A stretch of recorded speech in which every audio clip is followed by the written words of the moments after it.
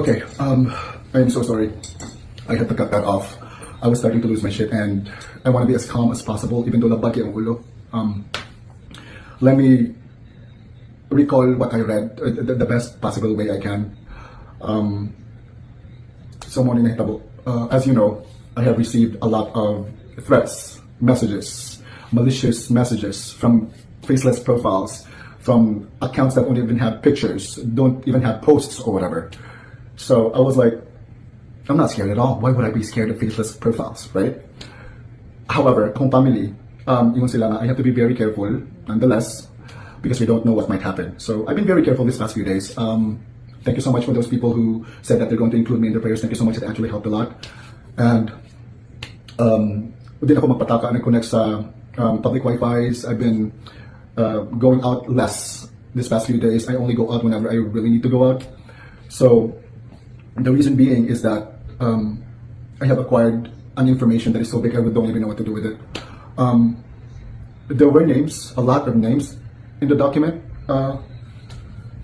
However, I truly believe that these people in the document are actually innocent because they actually narrated what had happened that day. They're innocent. I'm 100% sure, but I can guarantee you one thing though. The last person seen, I'm trying to recall it, the last person seen with Paulo is your first lady, Liza that night. She was the last person seen with him that night. So according to this person who recounted what happened, right? So the night prior, on a Friday evening, they already noticed that there was something wrong. This was after dinner, right? So according to them, they had this gathering and then they had this dinner, and then after that, they noticed that there was terribly wrong with Paulo. He was very shifty, di ko na may mutang ko, no? And then, mura gibaliwala ra nila.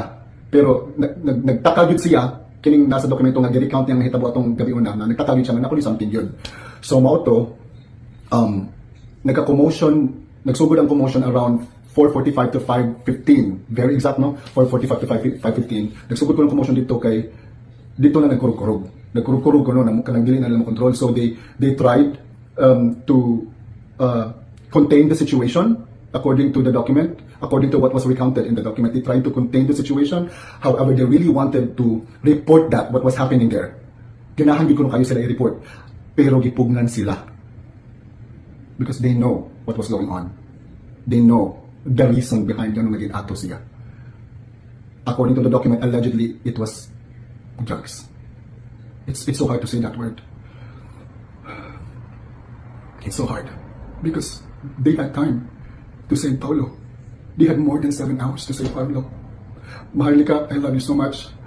I recounted everything. My first post, I recounted everything on what you said. But this is what really happened according to what the information that I have gathered. So they literally had almost 7 hours to save the poor guy from ODing. Can you imagine that?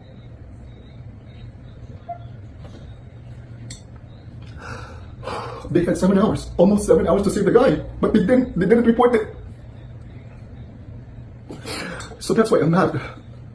And then they told you diha sa Pilipinas nga nauli daw siya Lunes, nga nauli ba siya Lunes nga Domingo man diri sa Amerika.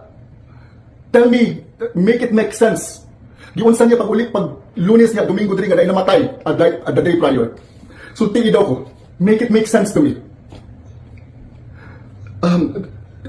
There's a lot of information in there that is too heavy to unload. I don't know what to do. I really don't know what to do. Nagkurog ko kasi it's too much. It's too much. Ilabada mo. That's why, guys, what I'm doing right now is literally putting my life on the line.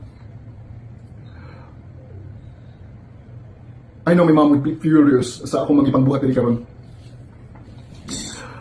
And God help us all. God help us all.